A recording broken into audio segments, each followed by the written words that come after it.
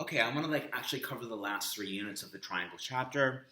It's just more triangles, but it's just you're examining it from a different perspective. So first of all, let's talk about isosceles and equilateral triangles. Equilateral triangles. Definition. An isosceles triangle is a triangle that has at least two congruent sides, right? And therefore, we say that an equilateral triangle is a triangle that has three congruent sides. So if you think about it, an equilateral triangle. So equilateral triangle is a triangle that has three congruent sides.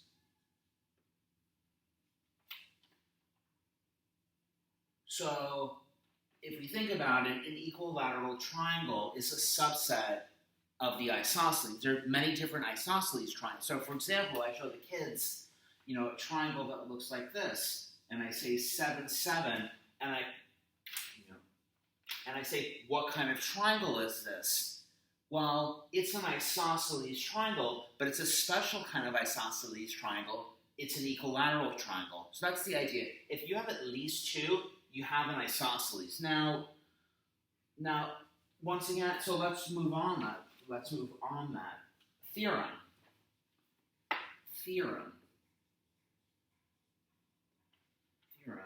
If two sides of an isosceles triangle are congruent, then take this out, make it a triangle. If two sides of a triangle are congruent, then the angles opposite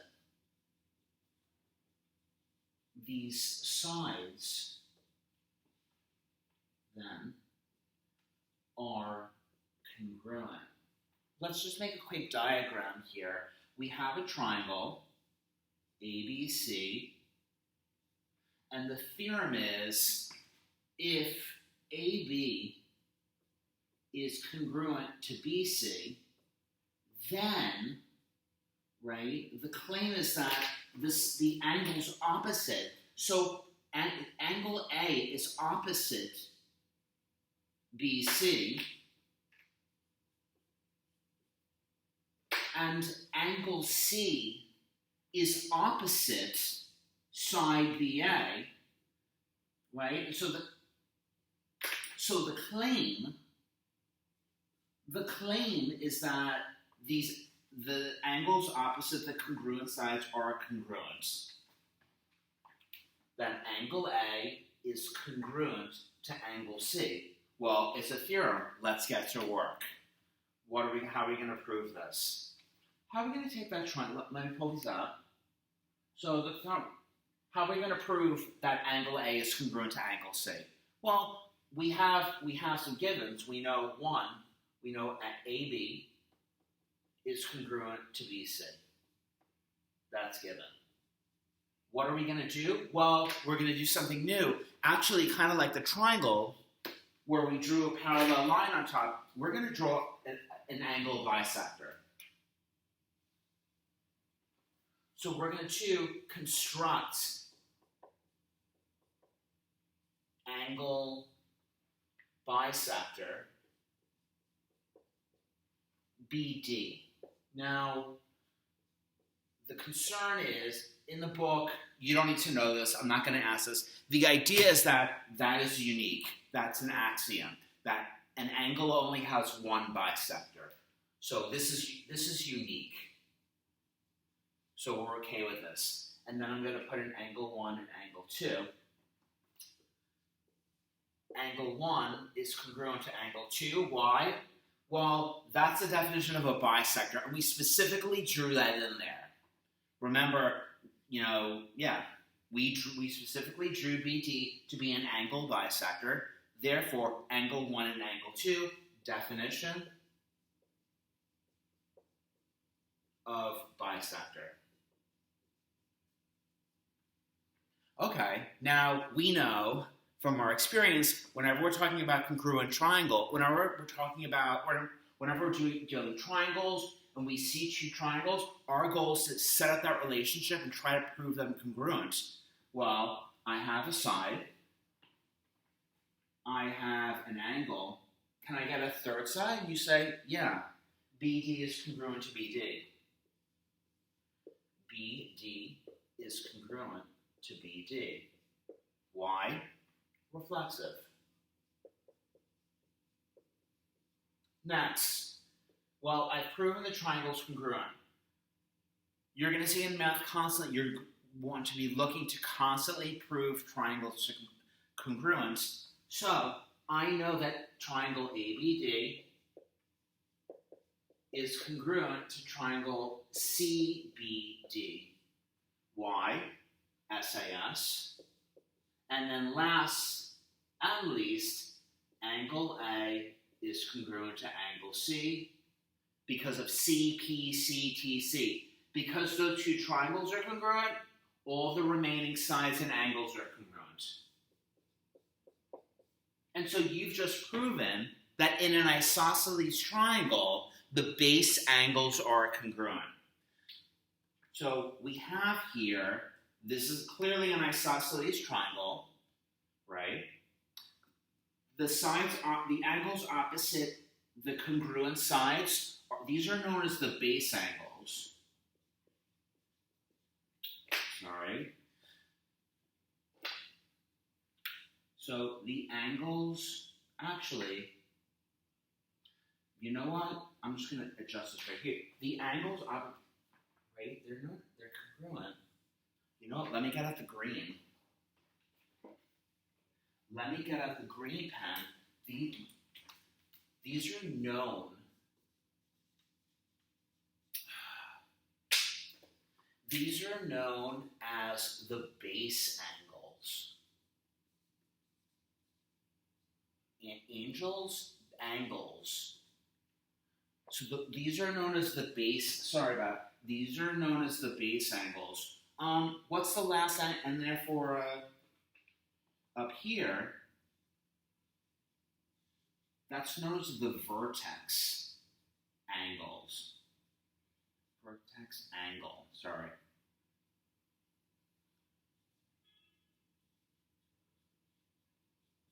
That's known as the vertex angle. Let's move on a little bit. What else do we notice? What else? What are some other things? What are other things we can say about the isosceles triangle? Well, let's see. The two sides are congruent. The sides opposite and the base angles are congruent. What about this bisector? What else does this bisector do? What else does this bisector do? Let me move this over a little bit. This is kind of cool. Let's think about this some more.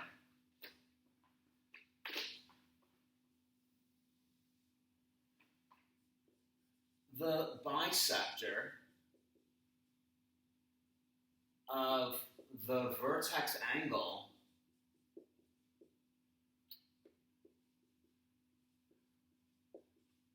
in an isosceles triangle does two things. And we just kind of finished the CPCTC. The CPC, yeah, we know what this bisector does. We drew it in to bisect B, but this bisector does two things. Well, CPCTC said that angle A is congruent to angle C. So the bisector does two other things. It bisects the base. It bisects the base.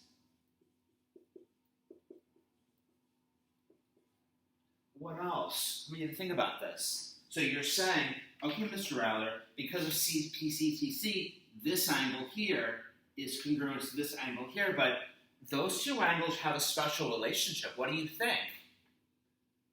They're congruent. They make us up a straight line. You know what? They're perpendicular.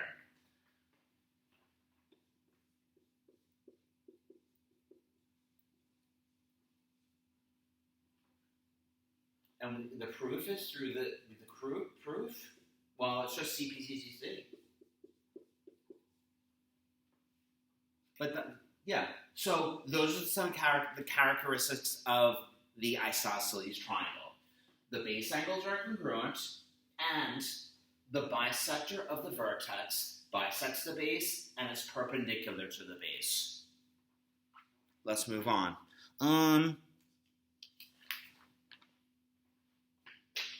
One last thing. I'm erasing.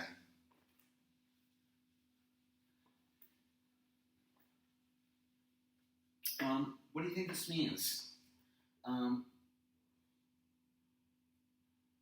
Let's see. Every equilateral triangle is equiangular. What do you think that means? Very good.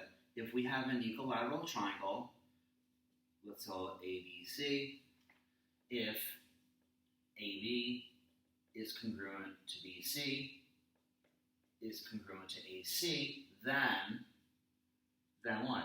Angle A is congruent to angle B, is congruent to angle C.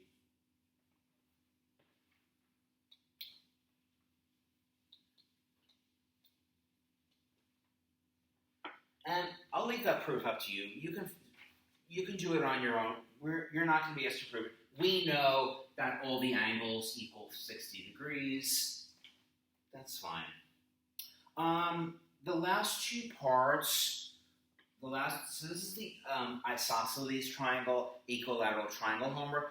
There's two new parts. They look something like this. The second homework assignment is, the idea is that you have to do two triangle proofs. So here's a question that they ask. We'll jump right into it. So, let's see. We have a bunch of triangles here.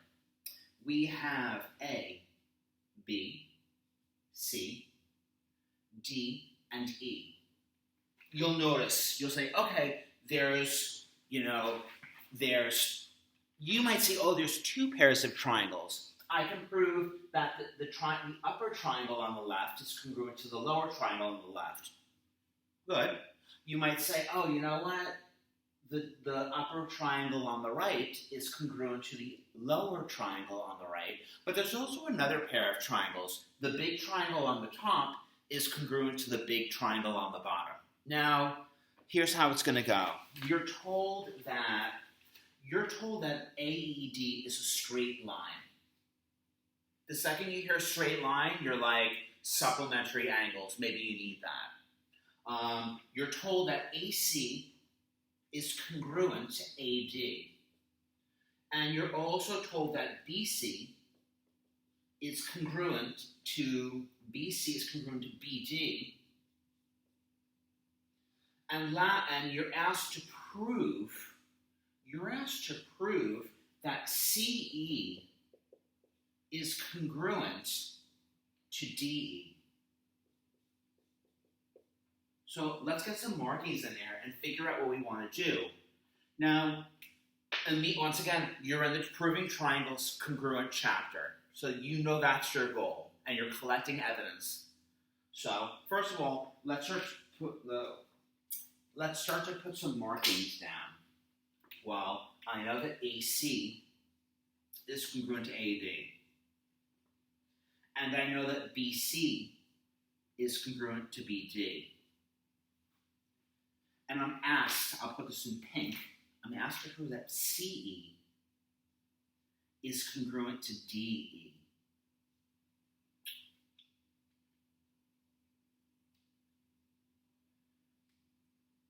What do you think?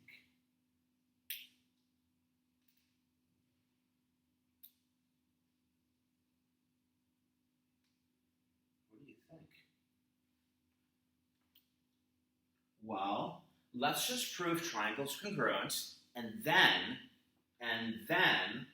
what we're going to do is we're just going to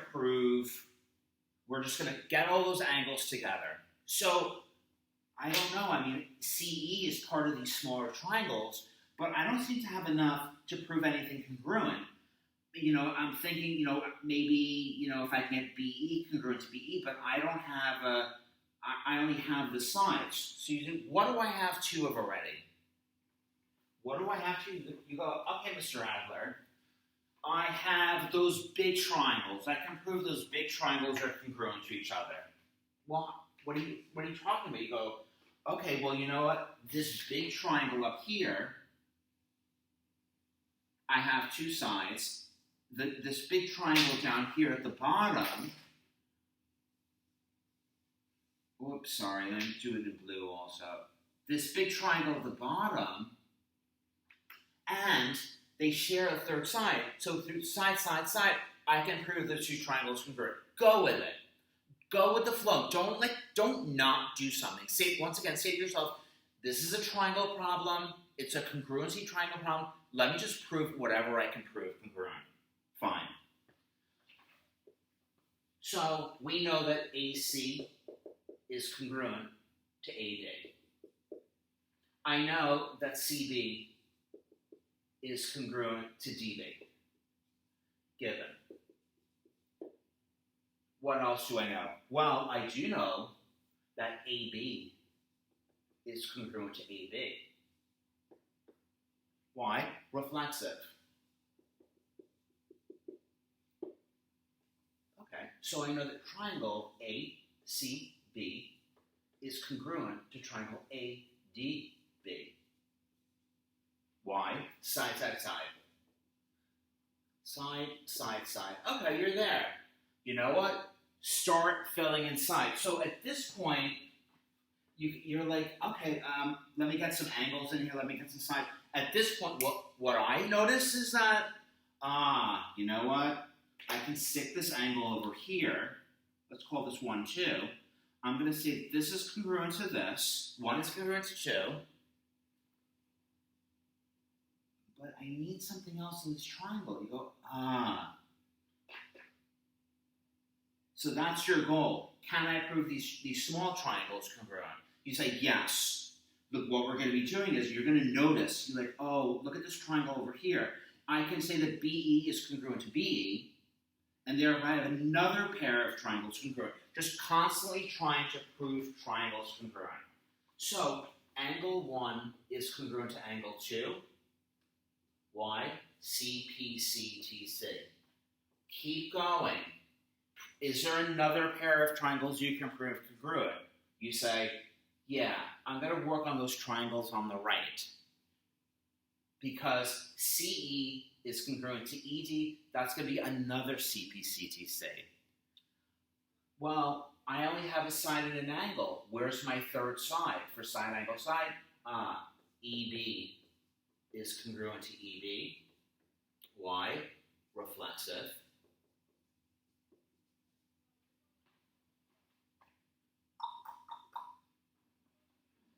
Perfect.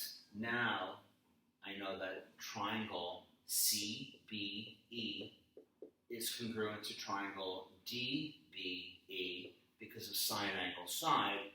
Finally, CE is congruent to DE because of CPCTC.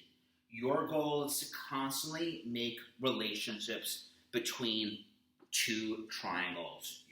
That's your goal in this class. That's the goal in math. That's the goal in any subject. How does this relate to that? How is this triangle congruent to that triangle? The last part, how are we doing for time? Perfectly. The last thing is simply, right, I'm going to leave this, take a picture. Good.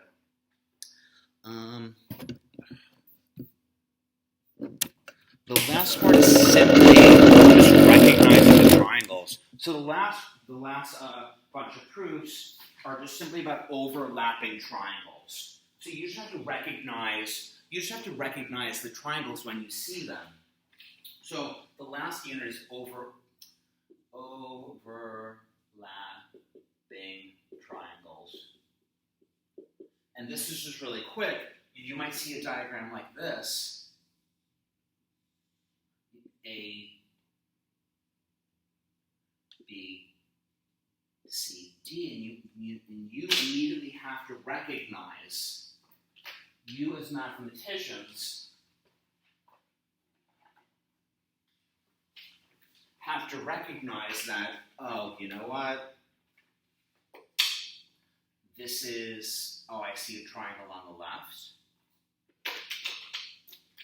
And you see a triangle on the right. Pull them out.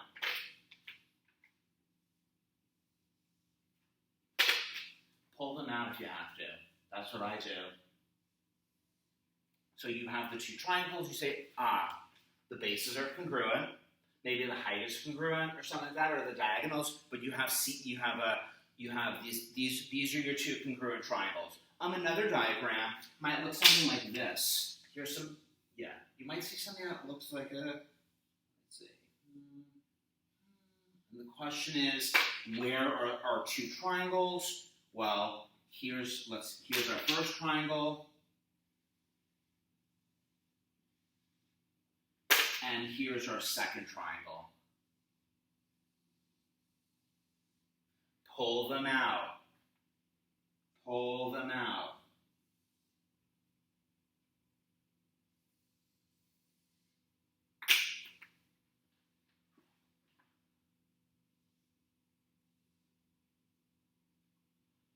See.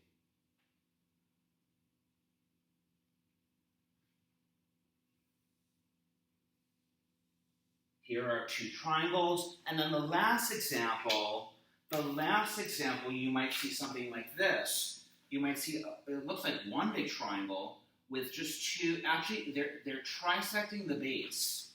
And the idea is that the two triangles you're going to look for are, here's the first one, and then here's the second one. And you're going to be asked to prove those triangles congruent. Maybe you're going to be told that, this part and this part are congruent. How do you prove that, how do you prove these triangles congruent? You'll figure it out. It's fun. I have to give you something to do for winter break, right? And that's basically it. Pull them apart. And that's it. Good luck. Here's the picture. Good luck.